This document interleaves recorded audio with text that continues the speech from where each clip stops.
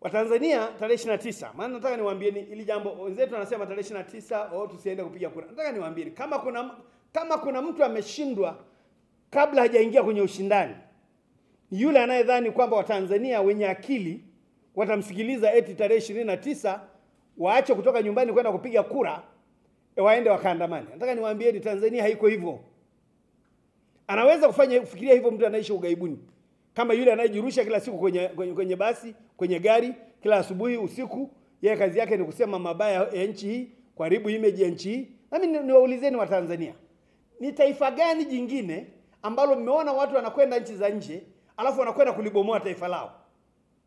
Alafu watu wanakaa kumsikiliza mtu ambaye anabomoa taswira ya nchi yenu, anamchafua icon ya nchi yenu ambaye ni rais wa nchi yetu, anamtukana matusi ya nguoni, alafu na sisi tunanyamaza, tunakaa tunamsikiliza. Nataka niwaambieni Watanzania walio wengi hawatawasikiliza hawa wanaharakati wa nje, wala hao wanaofikiria kuandamana hapa nchini.